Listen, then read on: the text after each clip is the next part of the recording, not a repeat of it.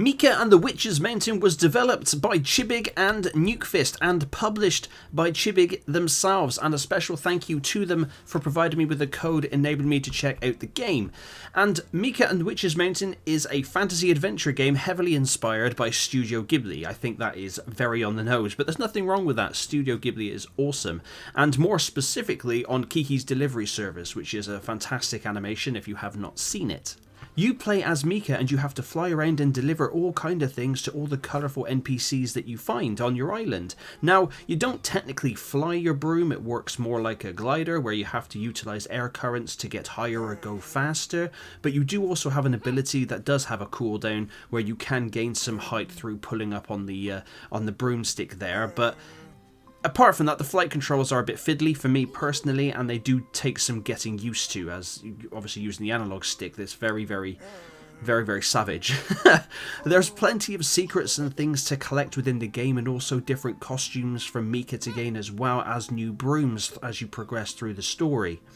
There's also tarot cards to collect from smashing vases, although smashing the vases is more of an art form as you have to smash them from a very specific angle, pretty much from like up above them, so they can be a bit of an asshole to smash, but they are there and it gives you something else to work towards. The graphical art style is pretty good and the game plays and runs incredibly well on PC and on Steam Deck. It is, however, very short on the story side of things, coming in at around about 6 hours-ish in length. And once the credits roll, you can continue to explore and collect the items, but there's not a lot more to do once you've beaten the story. Now that aside, the gameplay is engaging and you do have, like I said, to have a lot of control over your broom, even though the controls can be an absolute dick.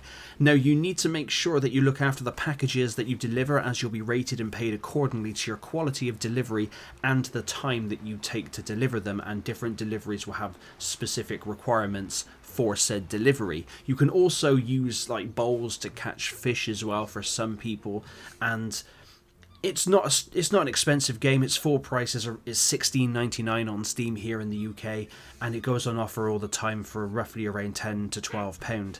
Is it worth a tenner? I'd say yes if you're a fan of Studio Ghibli and you like really chilled out gameplay, because that is essentially what Mika and the Witch's Mountain is. But it's one of those kind of games. It's one that may well be a one and done, which is not a bad thing whatsoever. There's nothing wrong with the game just being the game itself and then moving on. However, with the kind of game that it is, I think having something else after you complete the credits is a little more. I think it would lend more to it, like having maybe deliverers that just never end for people who enjoy the thing, so randomized deliverers to be done. But besides that, Mika and the Witch's Mountain is a very solid little game that has a ton of charm, great art style, and it plays incredibly well. And again, a very special thank you to the developers for giving me a code. I did have a lot of fun with the game, even though it was on the shorter side. But please let me know down below what you think. Have you checked it out? And as always, thank you very much for watching.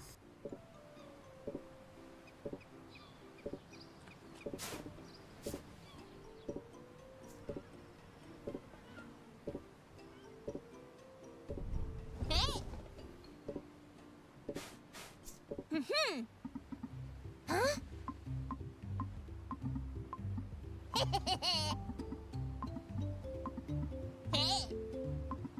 Huh?